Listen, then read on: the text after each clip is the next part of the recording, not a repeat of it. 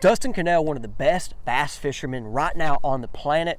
Guys, that's not for me to decide or you to decide. I know his results lately has spoke for itself, but we're going to talk more on to why he is right now dominates and get wins in the format of the MLF BPT, because the dude has ice in his veins. We're going to go into this to it can maybe help you if you're a tournament angler, or even help if you want to go out, catch fish, or numbers and more quality. Because he has something about him to where he can go catch the numbers and the size when it matters. Let's go get into the discussion. Okay, guys, I'm a fan of the sport.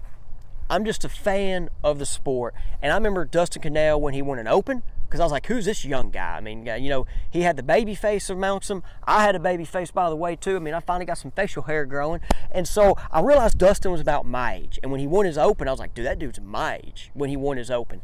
And so I kind of wanted to start following Dustin, you know.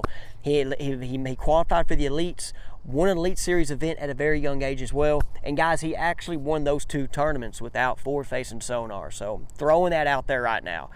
Before you say he can only catch fish with it, he won big events without it at a young age, okay? So, throwing that out there. So, I'm a fan of the sport and I've been a fan of Dustin. Because I like all the anglers. I follow them all, guys. I try to. Anyway, so, Dustin, though, in the MLF this year, he's won 2 events. He won one of the BPT stage events and then won the Red Crest, which is their big championship event. Now, one thing the MLF did this year, and so, guys, if you still follow along, he won 3 events 2 years ago in this format. So MLF likes to confuse things. They're not really like straightforward on anything they do. But MLF this year went back to their original format. Last year in 2023, they did a 5-fish format, okay? 5-fish format, I believe, just for their tournaments. Red Crest, I don't know, it might have been something else. Once again, MLF is a cluster. They aren't straightforward with anything. So, but when Canel won 3 events in 1 year, when he won those 3 events, is just like the format it is right now. So the format is the first 2 periods, or first 2 days, I guess. You're in a group. Your first 2 days, every fish counts. If you make the top 20, then you go to another round. And then if you make, I don't know, the top 10 2 days, then you go to another round. But every time you go to a round, the weight's 0, okay? So if you wreck them in the first 2 rounds or whatever, I mean, when you start moving, the weight's 0. Canel, earlier this year on his YouTube channel, guys, said, when he was talking about the changes, because MLF's cluster, I'm sorry if any of you guys watching MLF guys, but y'all know what I'm talking about. So Dustin said, though, this format he didn't like. But he does, and he does because he has won in it, and I know he probably likes it a lot more now. Guys, the format of every fish counts is not for me, by the way.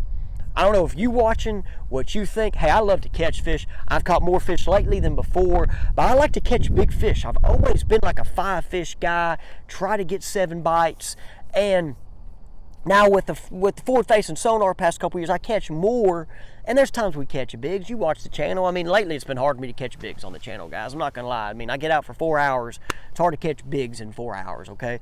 But I do like to catch big fish. But what these guys do is not easy. But let's talk about one thing about Dustin and these other guys that maybe can help you out. So they get 2 days of practice. You guys got to remember that. They get 2 days of practice, then their tournament starts. You as a weekend angler might not get any practice. Any practice, okay? Really quick, guys, I'm going to share with you about my podcast called Real Life and Fishing. On the podcast, we talk fishing, but we also get more in the adventures of life and more of the life struggles and battles. Recently, I had a podcast guest, Johnny Schultz from Fish the Moment. Me and Johnny got to share how we became really good friends through some experiences from when we were teenagers all the way to how we now work together with Fish the Moment.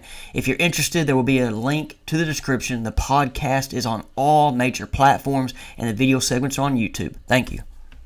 So they get 2 days of practice, then the tournament goes. Dustin is really, really good. This is where I think Dustin has the ice in his veins. He's really, really good at breaking down the lake. Every day he is out there, okay? Every day. And then when those weights reach 0, his knowledge and understanding the lake gets better and better. But also, guys, as you notice, in like that year, he won 3 events. Guys, winning 3 events in your career is hard, much less in a year, right? That year he won 3 events. he also had a 77 finish. He had another finish. He only finished like 12th or 13th in Angler of the Year. How do you finish that and win 3 events? It's because he is trying to go big or go home. He was not just trying to catch the numbers, but he is really trying to catch the quality too. And that even goes to this. You can't just go now with the you have to have a 2-pound minimum. I forgot to throw that in there because it's all, you got to have a 2-pound minimum too. That's another rule change whenever that happened. But Dustin has this attitude of, I'm going to go after winning fish. And then he adjusts on the water. This year, Toledo Bend, the championship day, his area muddied up. And then he's like, well, hey, if this is muddy, then maybe the back of the creek's less muddy. Boom. He makes decisions that are simple, but makes them in the moment.